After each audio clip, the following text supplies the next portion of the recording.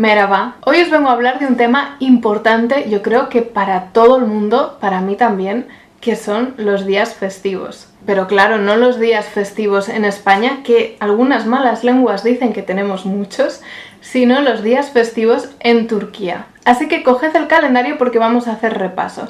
Eso sí, no os voy a hablar de los días festivos que tenemos en común, como por ejemplo el 1 de enero, que es la celebración del Año Nuevo, o el 1 de mayo, que es el Día del Trabajador. Y tampoco os voy a hablar de los días festivos religiosos, que, por cierto, si os interesa saber esto, dejádmelo en los comentarios porque yo, siguiendo vuestras órdenes, puedo hacer un vídeo al respecto. Si ya estáis listos, empezamos y espero que a partir de ahora felicitéis a los turcos que conozcáis en estos días. Empezamos por el 18 de marzo, que es el Día de los Caídos por la Patria. Bueno, pues sí que empezamos bien. He tenido que parar el vídeo porque estoy ahora editándolo y me entró la duda de que si todas las fiestas que os mencionaba fueran realmente días festivos en Turquía. Por lo que pregunté a mi amigo Emre y me dijo que no. El 18 de marzo no es un día festivo en sí, aunque sí que se conmemora lo que os voy a contar a continuación y por eso he decidido dejarlo en el vídeo. Y tampoco es día festivo el 10 de noviembre, aniversario del fallecimiento de Atatürk. Dicho lo cual, podemos seguir viendo. Conmemora la victoria naval de las tropas turcas frente a los aliados en el estrecho de los Dardanelos, que espero que os suene este nombre por muchas razones, pero aparte porque recientemente he subido un vídeo en el que hablaba del estrecho de los Dardanelos, aunque lo mencionaba con su nombre antiguo, que es el Helesponto. Si no sabéis de qué os hablo, por aquí está apareciendo ya el vídeo en el que os cuento todo eso. La batalla, que los turcos la conocen como la batalla de Çanakkale, se libró en 1915 en plena guerra mundial entre las armadas de Reino Unido y Francia contra el ejército turco cuando éstas estaban intentando cruzar el estrecho de los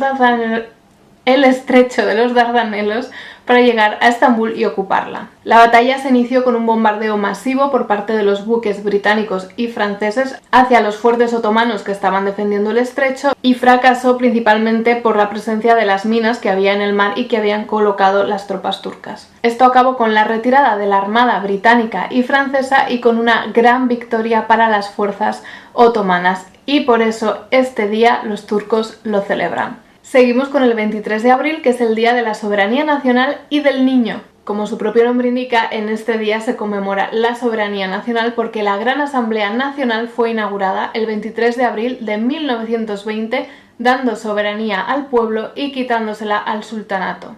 Además, Atatürk decidió regalar este día a los niños como símbolo de esperanza y de futuro. Y por cierto, como curiosidad os diré que Turquía fue el primer país del mundo en tener una fiesta oficial y anual dedicada a los niños y que por tanto es la fiesta de los niños más antigua. Y como no podía ser de otra manera, en esta festividad los niños son los protagonistas. Niños de todas partes del mundo se unen a las celebraciones y a los actos que se hacen por todo el país. En los colegios, en los institutos se hacen fiestas, la gente cuelga la bandera de los balcones, de las ventanas, y antiguamente los niños también se vestían de fiesta. Una de las actividades típicas que los niños pueden hacer en este día es, por ejemplo, visitar el mausoleo de Atatürk en Ankara, o también son invitados a acudir a una sesión especial en el Parlamento turco en la que el presidente, los ministros, todos ceden su asiento a niños y se debaten cuestiones de la infancia, el deporte o la educación. Y es más, al final se aprueban resoluciones legislativas que afectan a los niños y es un niño quien lo firma y de manera válida.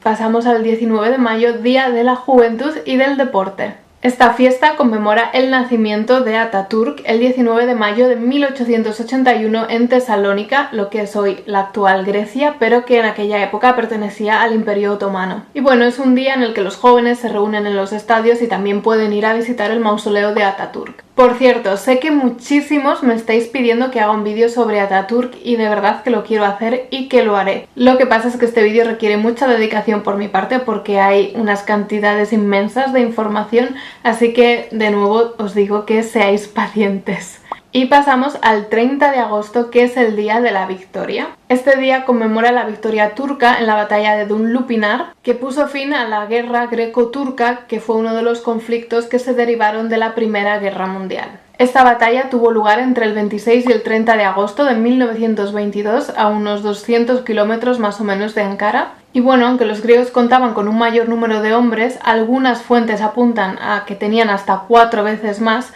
Los turcos, al mando de Mustafa Kemal Atatürk, no solo consiguieron frenar el avance griego por la península de Anatolia, sino que además fueron recuperando posiciones y ganando plazas hasta que finalmente los griegos se retiraron en septiembre de 1922.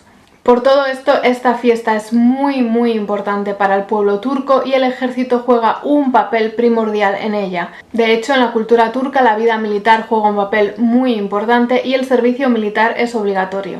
Seguimos con el 29 de octubre, que es el Día de la República. Y como ya habréis adivinado por el nombre, en este día se conmemora la proclamación de la República Turca el 29 de octubre de 1923. Se aprobó una nueva constitución y el país empezó a llamarse República de Turquía, con Mustafa Kemal Atatürk como primer presidente. En este día hay un montón de celebraciones por todo el país. Generalmente comienzan con actos a primera hora en el mausoleo de Atatürk y luego se van sucediendo diferentes desfiles, actos civiles, militares, y acabamos con el 10 de noviembre, que es el aniversario de la muerte de Atatürk.